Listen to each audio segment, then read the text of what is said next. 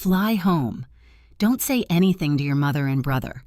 That text came in at 6:47 a.m. while I sat on a sunlit balcony in Hilton Head Island, watching my mother laugh for the first time in 21 years at something my brother said. An unknown number, no name. 7 words that turned my stomach to ice. 12 hours later, I was standing in the arrivals hall of Hartford Bradley Airport. A man in a gray suit held a sign with my name. Next to him, 2 police officers and what they showed me in that conference room. I don't remember hitting the floor. I just remember waking up to fluorescent lights and a paramedic asking me to count backward from 10. That was 4 months ago. I still don't sleep through the night, but I need to tell you everything because what my family did and what I did about it changed who I am forever. Before I go on, please take a moment to like and subscribe, but only if you genuinely connect with this story. And I'd love to know, where are you watching from right now? Drop your city and your local time in the comments. My name is Willow Frell. I'm 32 years old, and this is the story of how my own mother and brother tried to destroy me and how the truth saved my life. Now let me take you back to a rainy November night in Glastonbury, Connecticut. The night I stopped being someone's daughter. I was 11 years old. It was a Tuesday, November 14th. I remember the date because I'd brought home a permission slip for a field trip to the Wadsworth Aeneum, the art museum in Hartford. I needed a parent signature and $3. That's it. A signature and $3. My mother, Margaret Farrell, was sitting at the kitchen table when I walked in. She had the phone pressed to her ear. Her voice was calm, flat, like she was reading a grocery list. "It's done," she said. "She's leaving tonight." I didn't know who she was talking to. I still don't. She hung up and looked at me the way you'd look at a stain on a countertop. Something to wipe clean. "Pack your things," she said. I thought she meant for the field trip. I actually smiled. "You're leaving tonight." My brother Dean stood at the top of the stairs. He was 14. He watched the whole thing, didn't say a word, didn't move, just leaned on the railing like he was watching a show that didn't concern him. My mother opened the front door. Rain was hammering the porch. She handed me a black garbage bag, the kind you use for yard waste, and said 4 words I will hear for the rest of my life. "Go. Don't come back. No suitcase, no coat, no explanation, no $3. I walked 3 miles in that rain, my sneakers filled with water by the second block. The garbage bag ripped at the corner of Hebron Avenue, and my library book fell into a puddle. I made it to my grandfather's house on Hubert Street at 29. When he opened the door, he didn't ask what happened. He didn't call Margaret. He just knelt on the wet porch, wrapped his arms around me, and said, "You're home now, little bird." That was the last time anyone in my family held me for 21 years. My grandfather, Walter Ashford, was a retired civil engineer who lived like he'd never earned $1 past his pension. Small Cape Cod house, vegetable garden out back, a workshop in the garage where he fixed clocks, radios, anything with gears. He wore the same 3 flannel shirts on rotation and drank his coffee black from a mug that said, "World's okay, Grandpa." My grandmother Rosemary was the warmth in that house. She taught me how to make pot roast on Sundays. She braided my hair before school. She read to me every night, even when I was 12 and probably too old for it. I never stopped her. For 7 years, that small house on Hubert Street was the only place I felt real. Margaret never called, not once. Dean didn't write. No birthday card, no Christmas visit, nothing. It was as if I'd been erased from their lives with the same ease my mother used to wipe the kitchen counter. My grandfather never forced the subject. But once, when I was 13 and crying in the garage because a girl at school asked why my mom didn't come to the parent conference, he set down his wrench and said something I didn't understand until decades later. "Someday, you'll understand why I'm saving the best for you.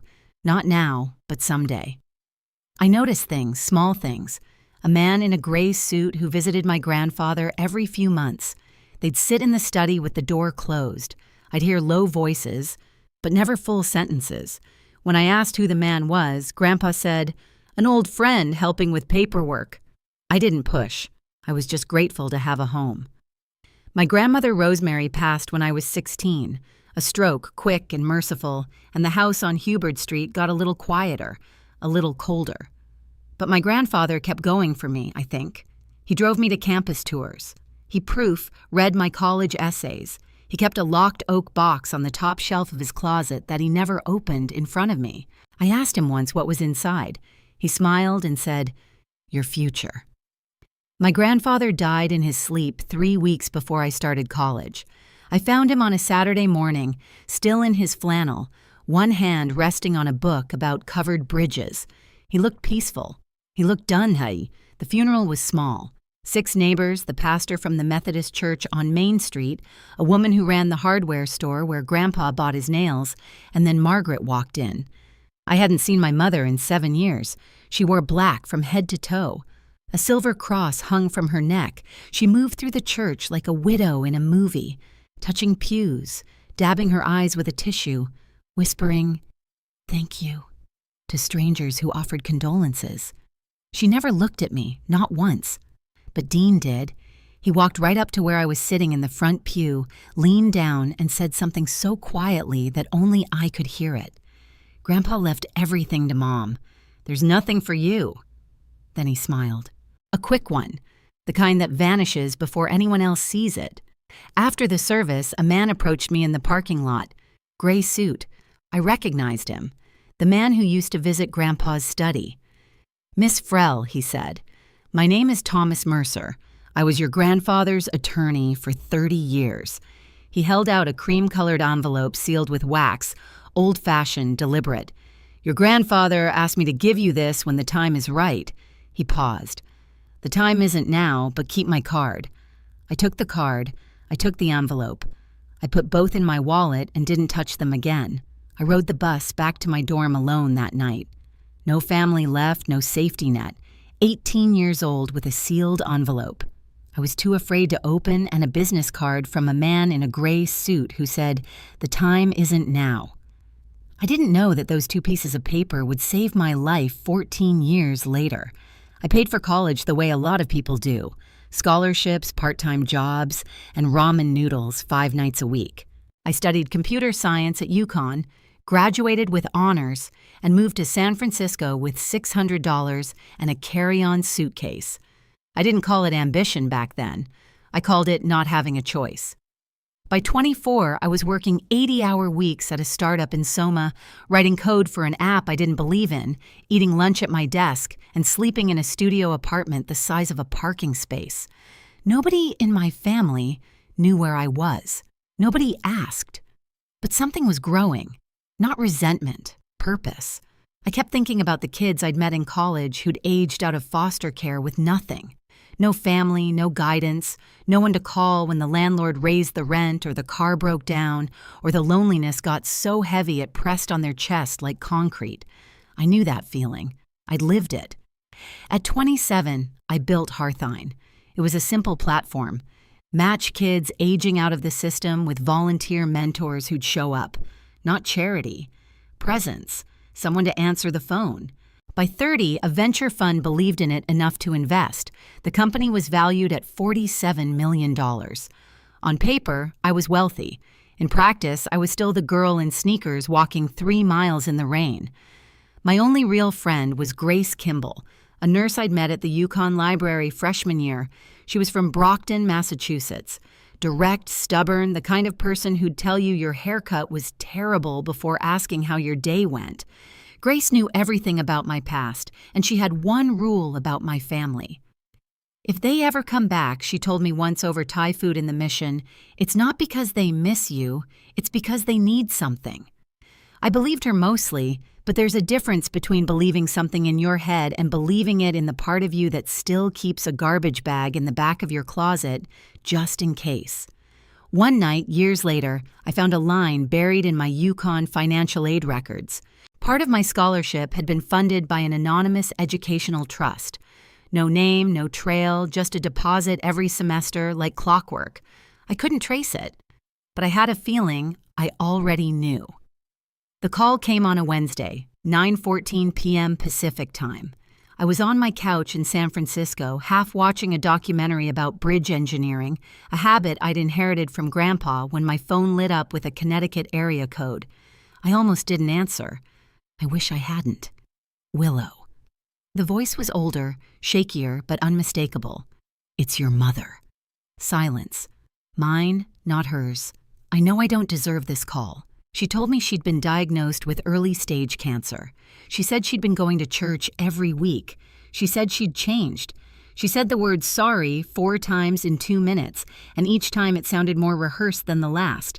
Then she said the thing that cracked me open. I want us to be together, all of us, before it's too late. A vacation. Hilton Head Island as a family. She paused. Dean wants to apologize too. I said, "No," she cried. I hung up and called Grace. "Cancer card," Grace said. "Classic manipulation. Don't go." I didn't sleep for 3 nights. I stared at the ceiling and argued with myself the way only someone who's been abandoned can argue. Half logic, half that desperate little voice that still whispers, maybe this time will be different. On the 3rd night, I picked up the framed photo on my nightstand. Me and Grandpa sitting on his porch the summer I was 15. He was smiling like he knew something I didn't. He'd want me to try. I was sure of it. I called Margaret back. "I'll come 3 days, not 5. I'm booking my own flight and my own room." She agreed to everything instantly. No pushback, no negotiation. That should have been my first warning. 20 minutes later, a text from an unknown number. "Be careful." 2 words, no name. I thought it was spam. I deleted it. That was my second warning, and I missed it completely. Hilton Head in late September is the kind of beautiful that feels borrowed, like it can't possibly last. Spanish moss, salt air, sunset light that makes everything look like a painting someone forgot to sign. I flew into Savannah and drove the 45 minutes to the resort, a beachfront property, valet parking, the kind of place that puts orchids in the lobby and charges $12 for orange juice. Dean had booked it. I didn't ask with whose money. Margaret was waiting in the lobby. She looked smaller than I remembered, thinner. Her hair had gone silver at the temples, and she wore a pale blue cardigan that made her look like a Sunday school teacher. When she saw me, she opened her arms and started crying before I even reached her. "You're so beautiful," she said into my shoulder. "You look just like your grandmother." Dean stood behind her, taller now, broader, a pressed linen shirt, leather watch, salon-quality smile. He extended his hand like we were meeting at a business conference. "Hey, sis, long time." He introduced his girlfriend, Amber Jennings, 28, blonde hair, straight teeth, quick laugh. She shook my hand with both of hers and said, "I've heard so much about you," in a voice that sounded like customer service.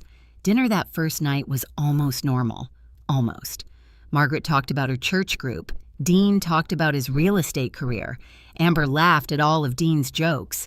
Nobody mentioned the 21 years, but I noticed things. Dean asked twice what I did for a living. Then he asked if I rented or owned. Then, "Are you comfortable financially? I mean, family should take care of each other." I gave vague answers, smiled, ate my fish, and when I got back to my room, I checked my phone. A new text from that same unknown number. "Did your brother ask about money yet?" This time, I didn't delete it. I took a screenshot. The next morning, Margaret suggested family photos on the beach. "Something to remember this by," she said. I agreed. What harm could photos do? Plenty, it turns out, when your mother uses them as a stage. She flagged down a resort employee to take the pictures. And while the young woman adjusted the angle, Margaret leaned in and said loud enough for everyone nearby to hear. My daughter came back to me after years of running away. She's always been the stubborn one. Running away as if I'd left by choice, as if I hadn't been pushed out a door at 11 with a trash bag in the rain. I didn't correct her. I stood there in the sand with my arm around a woman who'd rewritten my childhood for an audience of strangers, and I smiled for the camera, dropped half an octave. Look, I'll be dropped half an octave. Look, I'll be honest. I've hit some rough patches, a few debts, nothing major. He shrugged like a man describing a parking ticket. Have you ever thought about investing together as siblings? I'm not in a position to invest, I said. He pivoted fast. You know, Grandpa left everything to Mom, right? His house, his savings. Not a lot, honestly. He was watching my face, testing. I didn't know the details, I said, which was true. That night, I was brushing my teeth when I heard voices in the hallway outside my door. Margaret and Dean, low, tense. "She doesn't know," Margaret said. "Keep going." "She's suspicious," Dean replied. "Then be better at it." I pressed my back against the bathroom wall. My toothbrush was still in my mouth. My hands were shaking. I waited until the hallway went quiet. Then I picked up my phone and texted the unknown number. "Who are you?" 3 minutes passed. Then someone your grandfather trusted. Morning, day 3. The last day I'd agreed to stay. Dean came to breakfast carrying a manila folder. He set it on the table between the salt shaker and the butter dish. Casual as a newspaper. "So I've been looking into Grandpa's estate," he said. "Turns out there's property and accounts that were never properly distributed." He opened the folder and slid a stapled document toward me. "Mom and I think it's fair if we all sign this just to consolidate things under one family trust." I picked it up. The header read, "Family Trust Agreement, Ashford/Farrell Estate." I'm not a lawyer, but I've spent 5 years reviewing contracts for my company. I know what a power of attorney clause looks like when it's dressed up in family language. And this document was handing Dean full control over every asset tied to the Ashford name. I need time to read this properly. I said it's just a formality. Dean leaned back. Mom already signed. Margaret pulled my hand back. I said I need time. Pulled my hand back. I said I need time. Dean's jaw tightened. Amber glanced at him, then looked down at her phone. Back in my room, I photographed every page and sent the images to my attorney in San Francisco. 2 hours later, he called. "Don't sign anything," he said. "This document would give your brother control over assets you might not even know you have." I sat on the edge of the bed, my phone buzzed. The unknown number. Longer this time. "Fly home. Don't say anything to your mother and brother. There's a flight at 6 a.m. from Savannah. Take it.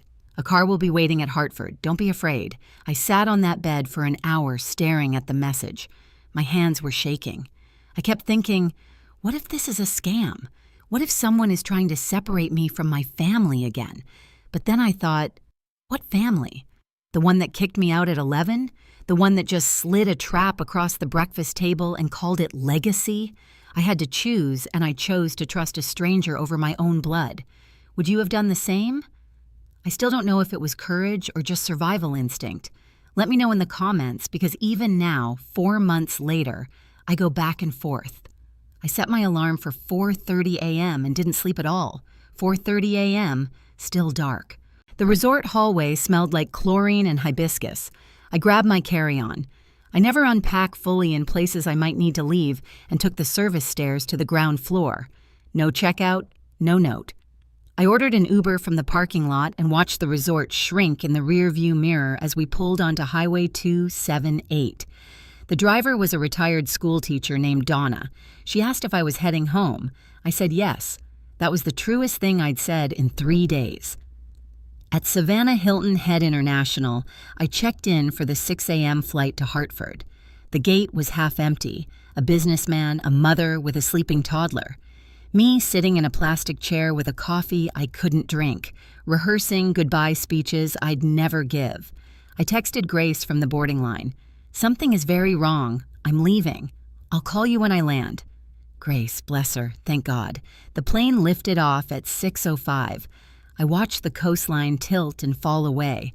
The island, the resort, the family I'd let myself believe in for 72 stupid, hopeful hours. My phone buzzed at 7:30. "Dean, where are you? Mom is worried sick." Then Margaret. "Willow, please don't do this to me again." Then Dean. 1 minute later, "We need to talk about the trust. It's important. 3 messages in 10 minutes. Concern, guilt, then pressure. A perfect escalation. I'd watched Margaret do this my whole childhood.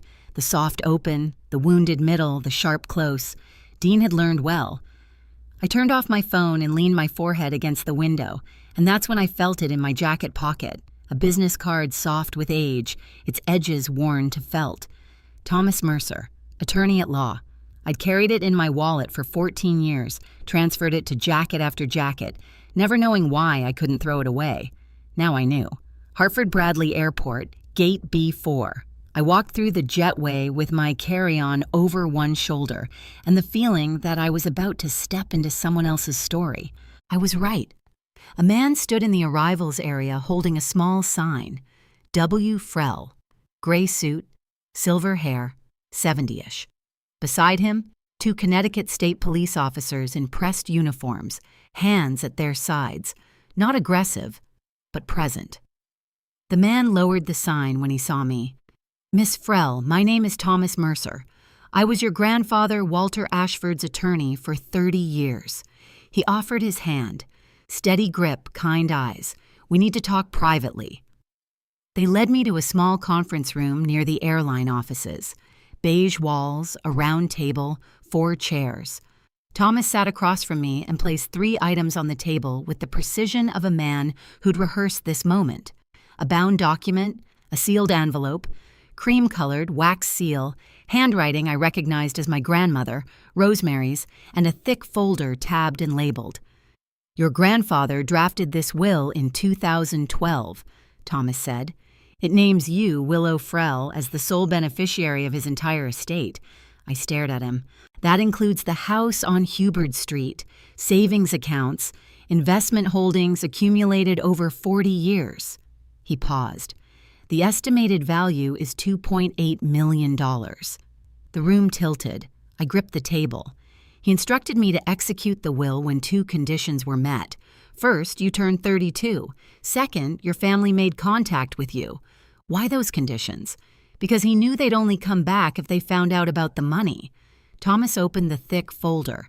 "But that's not why the police are here." He spread a series of printed screenshots across the table. Text messages between Dean and a contact saved as V. The first one read, "She's here, room 412. If she doesn't sign by Thursday, go to Plan B." The reply, "Plan B costs double." Dean's response, "Whatever it takes." Thomas introduced the woman sitting quietly at the end of the table. I hadn't noticed her when I walked in, which I'd later learn was the whole point. "This is Rachel Dunn," Thomas said, private investigator. "I hired her 6 weeks ago, the day your mother called you." Rachel was compact 40s, short brown hair, no jewelry, a face that gave nothing away. She opened a laptop and turned it toward me.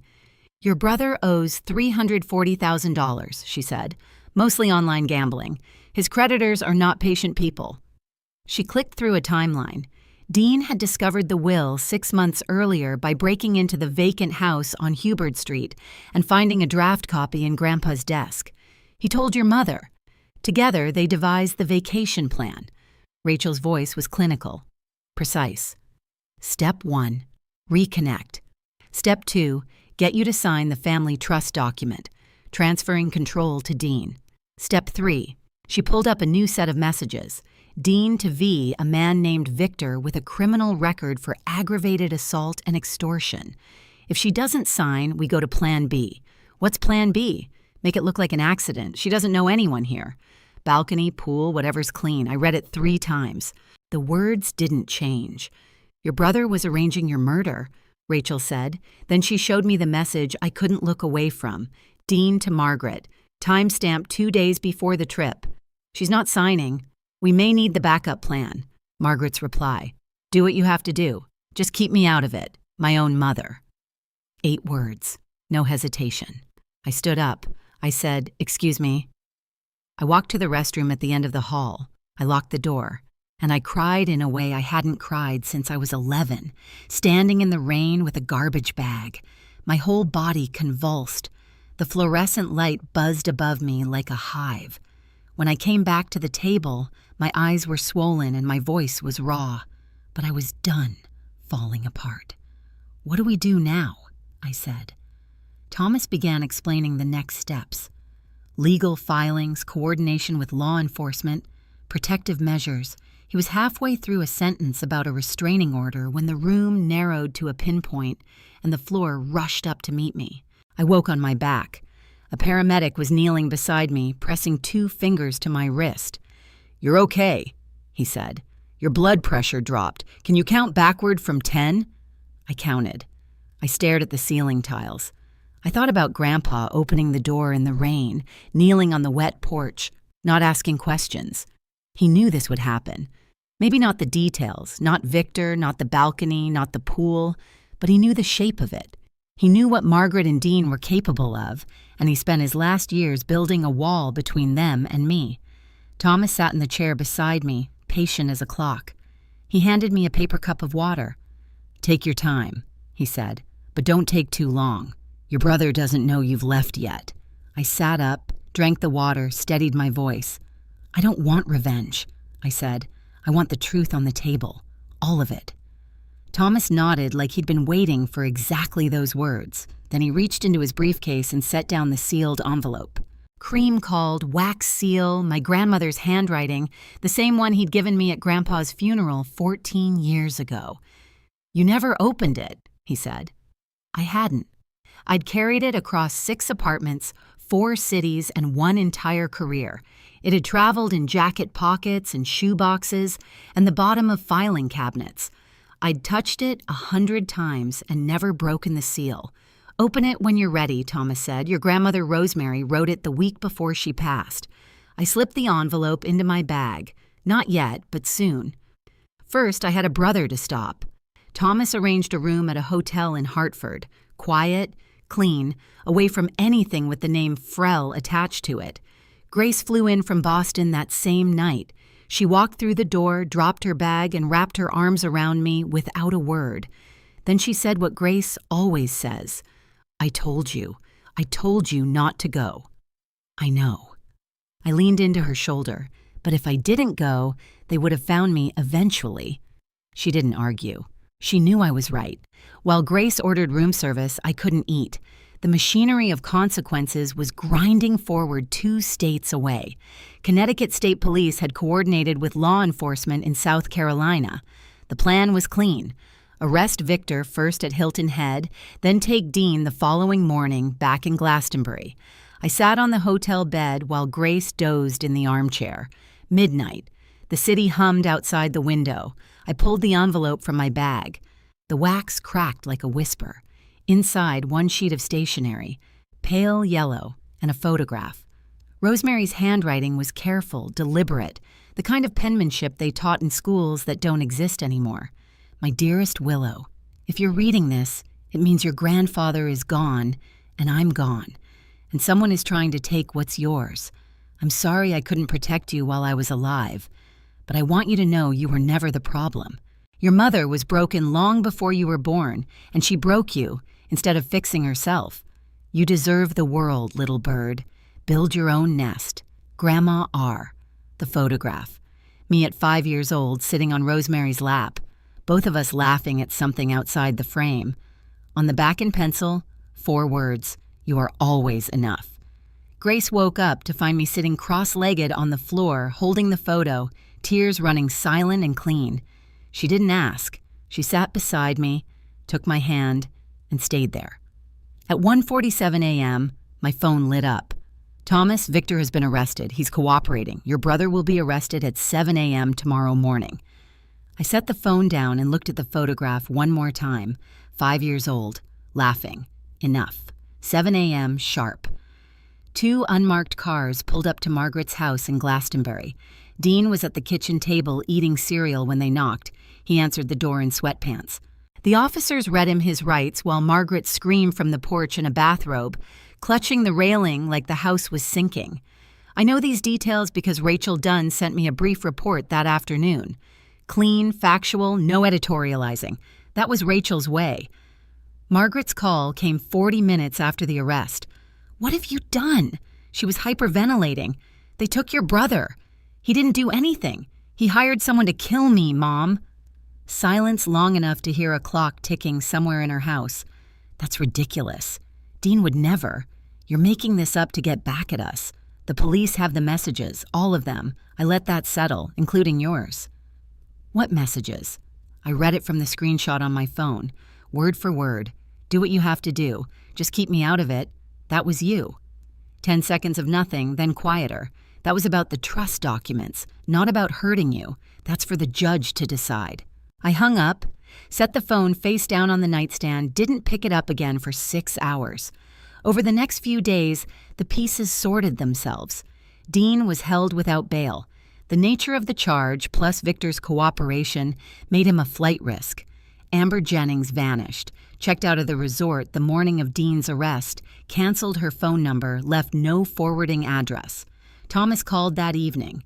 "We need to move on the inheritance claim. Your grandfather's property in Glastonbury has been sitting empty for 14 years. He paused. He left instructions about what to do with it. Margaret, meanwhile, had already hired an attorney. Within 24 hours, her lawyer filed a motion to invalidate the will, claiming Grandpa Walter had lacked testamental capacity when he signed it. The fight for the truth was just beginning. Margaret had always been better at narrative than truth. Within 48 hours of Dean's arrest, she transformed herself from complicit mother into grieving victim. She posted on her church group's Facebook page, the one with 900 members and a shared prayer list. "My daughter is trying to steal her grandfather's inheritance and put my innocent son in jail. Please pray for our family." It worked. My phone started ringing. Numbers I hadn't seen in 20 years. Some callers were polite, cautious even. Others were not. A woman from Margaret's Bible study left a voicemail calling me ungrateful. A man whose name I didn't recognize said I should be ashamed of what I was doing to my poor mother. I didn't respond to any of them. There was no point in fighting a story that had been running for 21 years.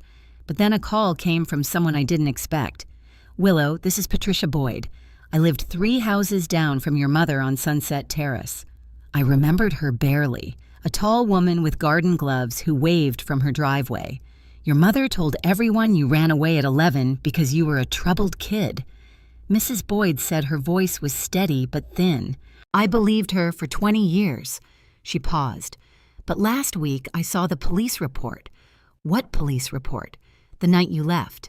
A neighbor. Me actually called the police because I saw a child walking alone in the rain carrying a garbage bag. An officer went to your mother's house. She told him you'd gone to stay with relatives voluntarily. They closed the case. A police report filed the night I was thrown out. Margaret had lied to the officer's face, and the case had simply disappeared. I didn't know about any of it. I'm calling because I owe you an apology," Mrs. Boyd said. "I should have followed up. I should have looked harder. I didn't."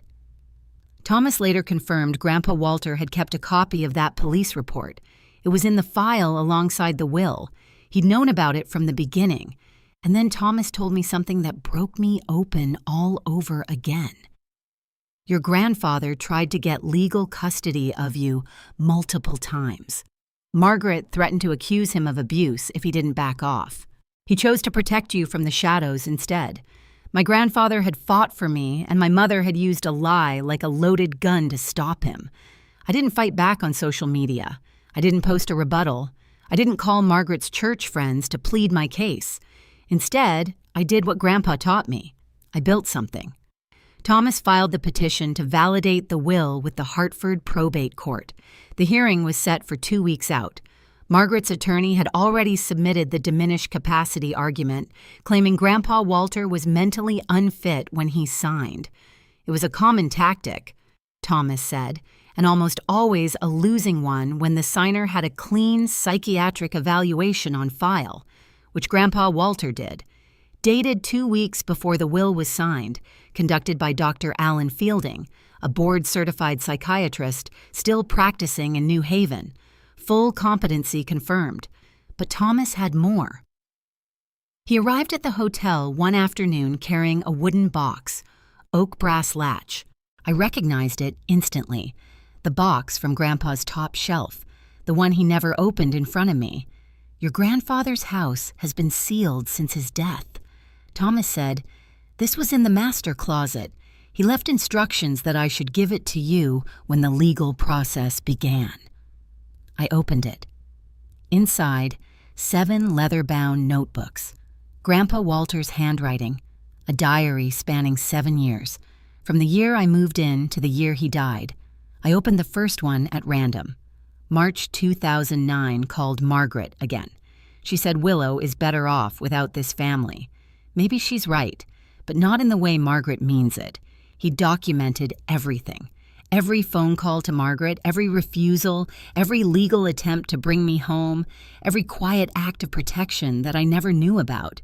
Your grandfather didn't just plan for your future, Thomas said, adjusting his glasses. He documented the past. He knew this fight was coming. I called Mrs. Boyd that evening. Would you be willing to testify? I asked. About what you saw that night. About Margaret telling the police I'd gone to stay with relatives. Yes, she said without hesitation. I should have done it 21 years ago. Meanwhile, Grace helped me connect with a nonprofit organization that specialized in transitional housing for youth aging out of foster care. Grandpa's house on Hubert Street had been empty for 14 years. His will included a specific note about the property. Not a clause, not a condition, just a line in the margins of his own handwriting for the children who need a door opened. I was starting to see the full picture now. My grandfather hadn't just saved me, he designed a blueprint for what came next. He just didn't live long enough to hand me the key himself. 3 days before the hearing, Dean's defense attorney reached out to Thomas with an offer. Dean would plead guilty to criminal solicitation, a lesser charge, in exchange for Willow not pursuing civil damages. Thomas relayed the message over the phone. I don't want his money, I said. I want him to face what he did. That same afternoon, Margaret called, not crying this time. No church voice, no trembling hands you could hear through the speaker. This Margaret was the one I remembered from childhood. The real one. Cold, measured, stripped of performance. Drop the charges, she said. Walk away or I will make sure every person in this state knows what kind of daughter you are. What kind is that? The kind who destroys her own family. I let the silence sit for 3 full seconds. You destroyed this family 21 years ago on a rainy Tuesday night, I said. I was just the evidence. I hung up. Thomas spent that week assembling everything. The validated will, the psychiatric evaluation, the police report from 2003, Walter's diaries, the text messages between Dean and Victor, the text between Dean and Margaret, Mrs. Boyd's sworn statement, Rachel Dunn's investigative report. The courtroom will be full, Thomas warned me. Margaret's church friends, neighbors, local press may show up. Good, I said. The truth works best in the open. That night, alone in the hotel, I returned to the oak box. I'd read most of the diaries, but at the very bottom, beneath the last notebook, I found something I hadn't noticed before. A savings book, a college education fund, the name on the account, Willow Frell.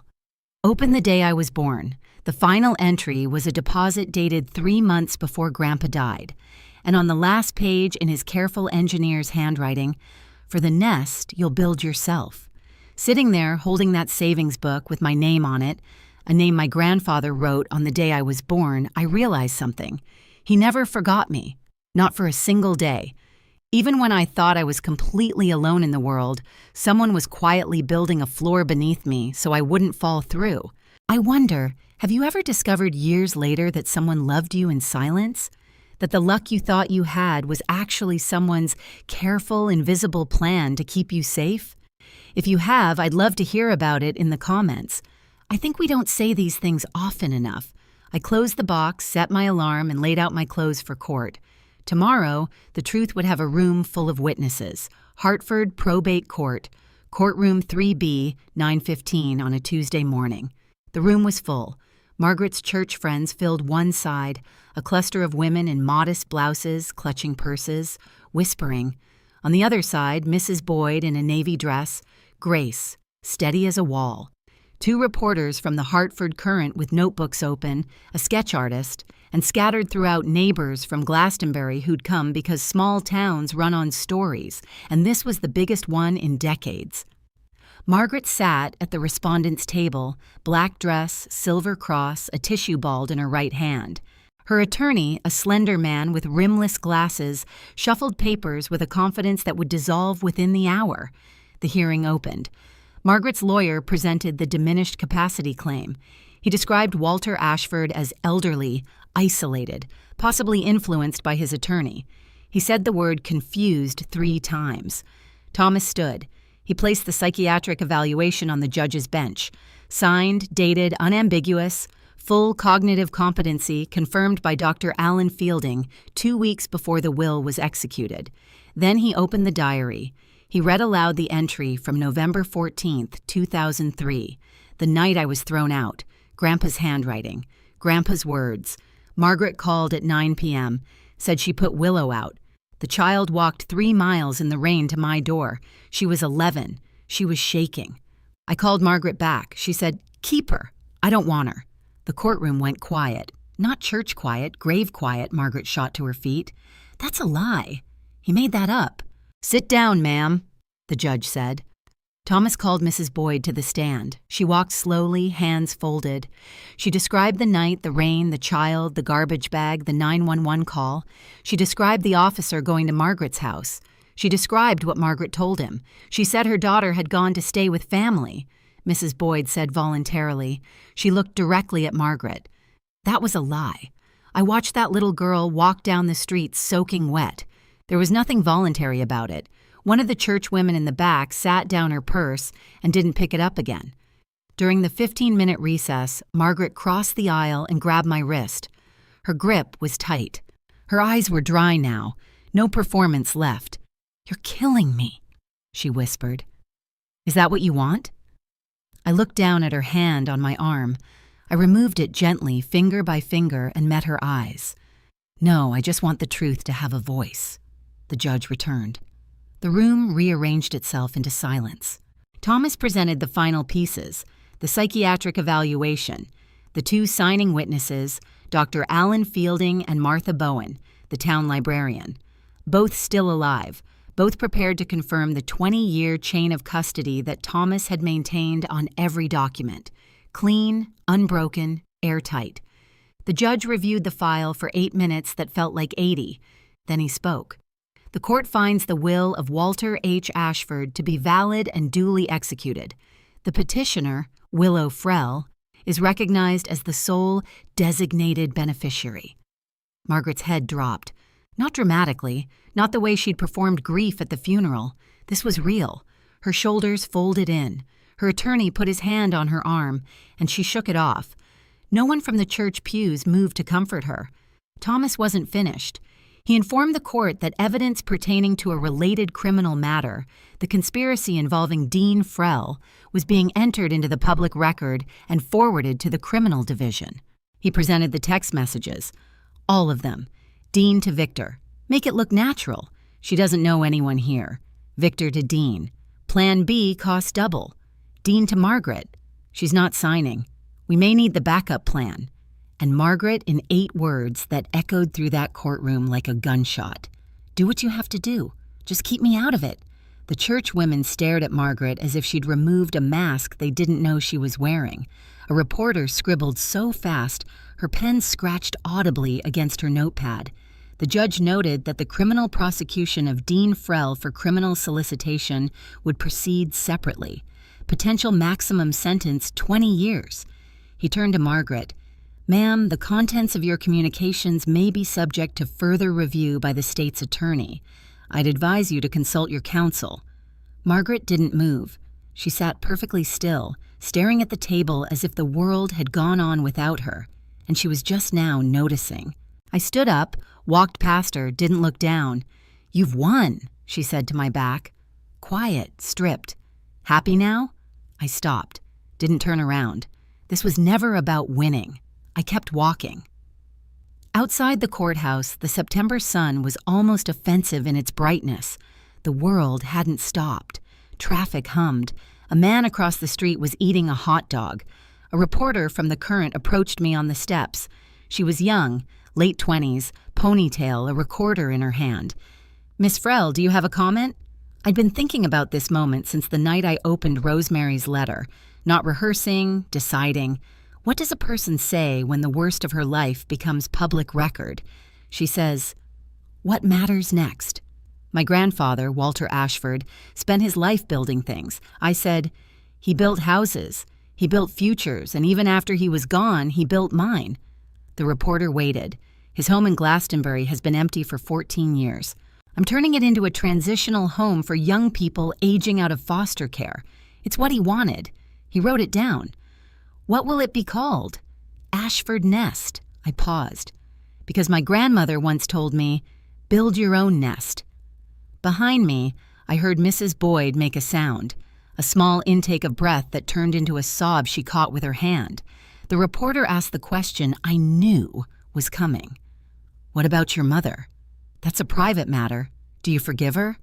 3 seconds of silence. I let them pass. Forgiveness is a process, I said, but boundaries are a decision. I've made mine. Grace stood a few feet behind me, arms crossed, smiling the way Grace smiles, more with her jaw than her mouth. She nodded once. Thomas shook my hand on the bottom step. Your grandfather would be proud. I know, I said. As the reporter walked away, Mrs. Boyd touched my arm. I want to volunteer at Ashford Nest, she said. Her eyes were red. I owe you 21 years. Then she added quietly, there are 3 other neighbors who saw things back then. We were all too scared of your mother to speak up. She straightened her shoulders. Not anymore. 1 week after the hearing, Margaret requested a meeting. She went through Thomas. I'd blocked her number the day of the trial. I agreed. Public place, neutral ground, a coffee shop on Main Street in Glastonbury called Bean, and spoke. Grace came along and sat one table over, pretending to read a magazine she was holding upside down. Margaret arrived without makeup, no cross necklace, no costume. She looked like a woman who'd been awake for a week, which she probably had. She'd aged 10 years and 7 days.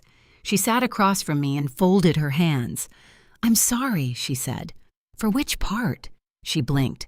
For all of it? That's not specific enough for me to accept. Margaret started to cry quietly this time. No audience, no performance. I watched her face and tried to tell the difference between real tears and muscle memory. I couldn't, and for the first time in my life, I realized it didn't matter. I'm not going to press charges against you separately, I said. That's not mercy. It's just not worth my energy. But here's what's going to happen. She looked up. You will not contact me. You will not visit Ashford Nest. You will not speak about me publicly. If you do, Thomas has everything he needs to pursue conspiracy charges. I kept my voice flat, steady, the way you'd read the terms of a lease. This isn't a negotiation. I'm your mother. She said you were. I said you chose not to be, and I've accepted that. I stood, placed $8 on the table, my coffee and hers, picked up my jacket. Willow. I walked to the door. I didn't look back. Outside, the October air hit my face like cold water. Grace caught up with me on the sidewalk. You okay? No, I said, but I will be. We walked to the car in silence. Behind us, through the window of Bean and Spoke, Margaret Frell sat alone at a table for 2, both coffees untouched, staring at nothing. The criminal trial came 3 months later. Dean's attorney advised him to take the plea. The evidence was a mountain, and Victor, the man Dean had hired, was cooperating fully in exchange for a reduced sentence. There was no angle left to play. Dean pleaded guilty to criminal solicitation. The judge sentenced him to 8 years, eligible for parole after 5. Victor received 12. I was in the courtroom when Dean stood for sentencing. He wore a county-issued jumpsuit and the kind of expression I'd seen on men in documentaries.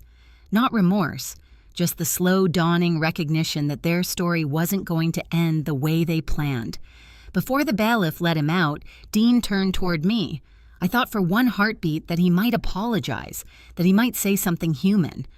I just needed the money, he said. That was it. Not, I'm sorry I tried to kill you. Not I was wrong, just I needed the money. As if I were an obstacle between him and a bank teller.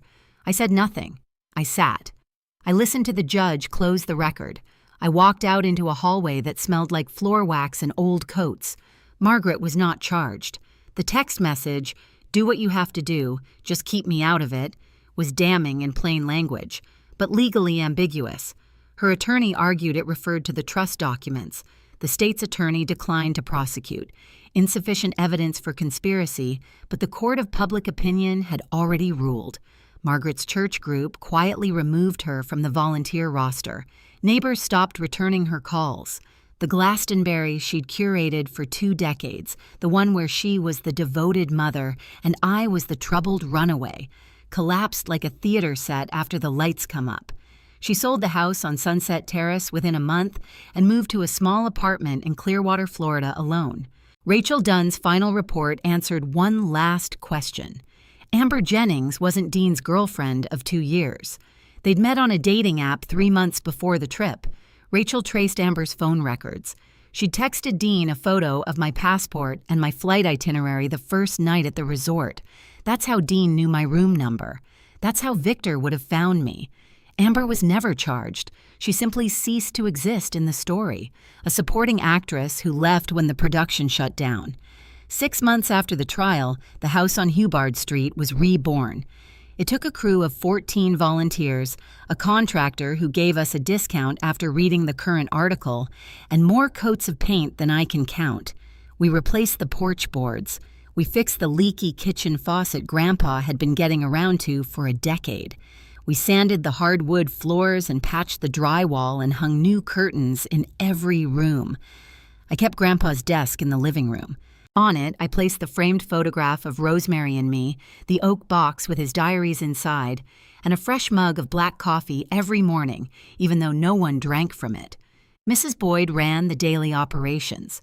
4 other neighbors joined the volunteer board, people who'd spent 20 years believing Margaret's version of events, and now showed up with casseroles, cleaning supplies, and the quiet guilt of having looked the other way. Grace signed on as the health advisor. She drove down from Boston every other weekend and reorganized the medicine cabinet 3 times. My company, Hearthine, partnered as the tech arm, connecting each resident with a vetted mentor through our matching platform. We opened with 3 teenagers. The ceremony was small, no press, no ribbon cutting, just me standing in the living room where my grandfather used to read the paper, telling 3 young people the only thing I knew to be true. This house belongs to a man who believed in second chances. He gave me one. Now it's yours. A girl named Lily, 16, close-cropped hair, arms crossed tight against her chest like she was holding herself together, raised her hand. "Did your family throw you out too?" "Yes," I said. "And you turned out okay?" I thought about it. Not for drama, because I wanted to give her an honest answer. "I turned out honest," I said. "That's better than okay." Lily uncrossed her arms just slightly, but I noticed it happened on a Sunday. I was cleaning out the last of Grandpa's closet, the shelf behind the oak box, where old shoe boxes and tax folders had been stacked since the Clinton administration. At the bottom of the pile, I found a manila envelope, thick, heavy, sealed with clear packing tape and labeled in Grandpa's handwriting for Willow when she's ready. Inside, 17 documents, each one a petition for legal guardianship of a minor child, me filed with the Connecticut Superior Court. The first was dated June 2003, 7 months after I arrived at his door. The last was from 2012, 2 years before he died. 17 petitions, 17 denials. Every single one had been contested by Margaret. Her objections were consistent. Walter Ashford is elderly. Walter Ashford is in declining health.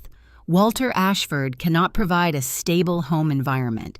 The same lies copy-pasted year after year, stamped and filed by a woman who hadn't set foot in her father's house since she threw her daughter out of her own.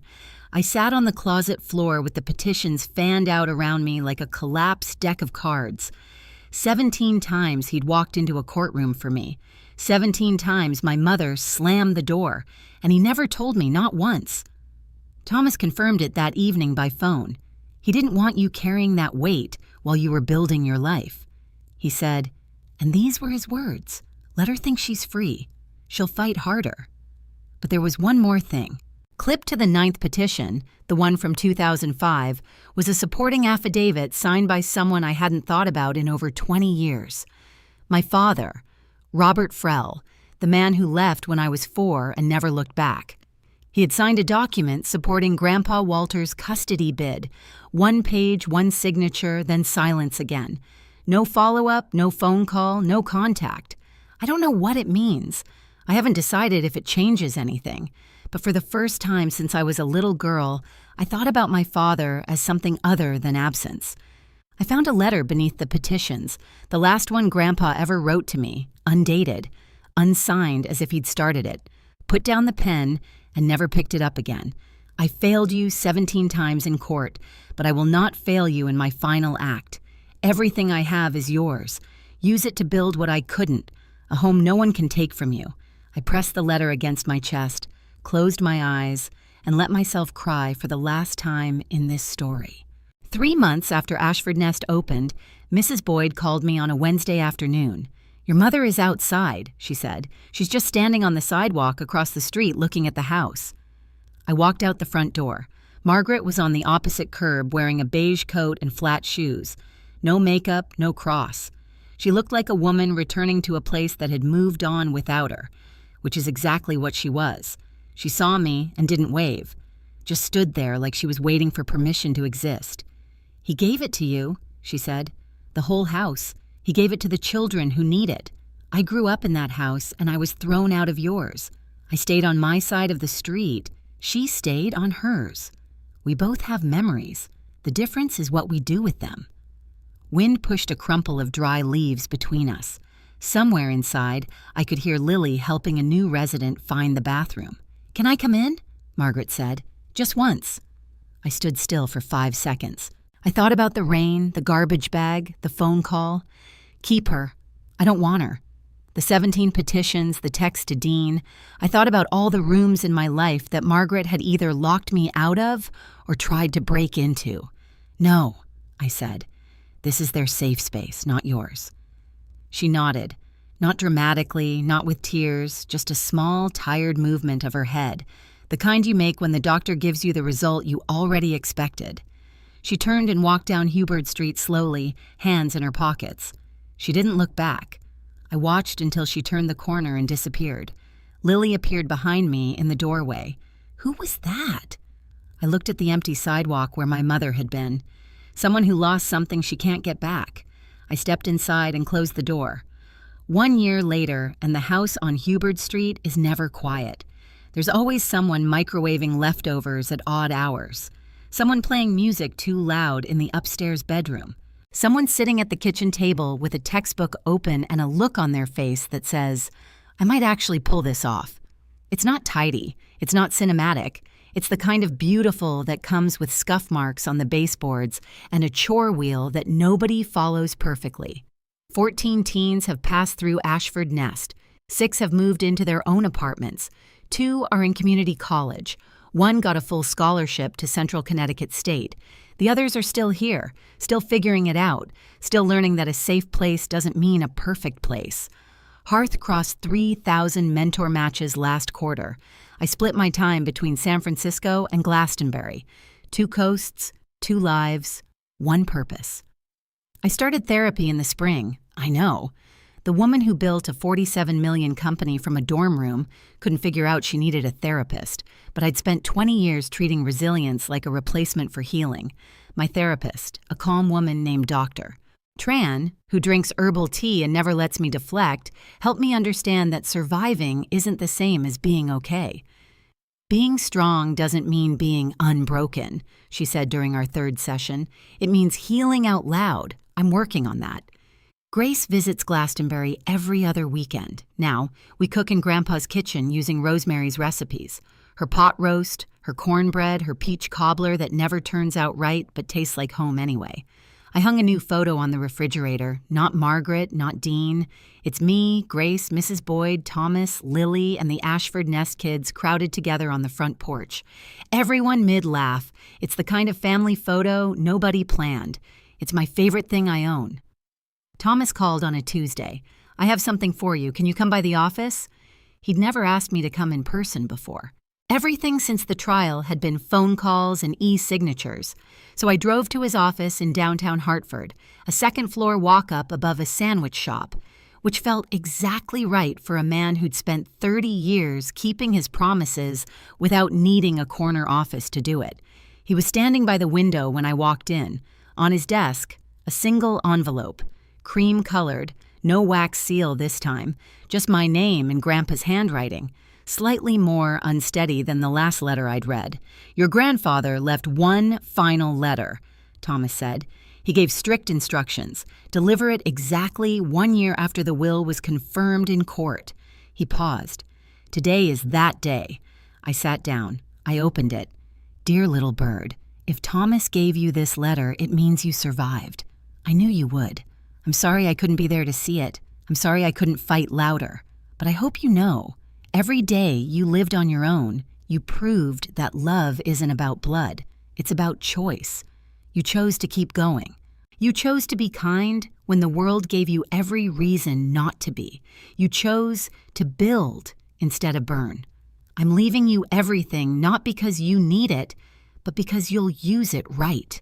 Don't be angry at your mother forever. She's carrying a weight I couldn't lift for her, but don't let her carry it into your house either. Build your nest. Fill it with people who choose you back. I chose you every single day. Grandpa Walter. I folded the letter along its creases, placed it in my jacket pocket against my chest. Thank you, I said, for everything. Thomas took off his glasses, cleaned them with his tie, cleared his throat.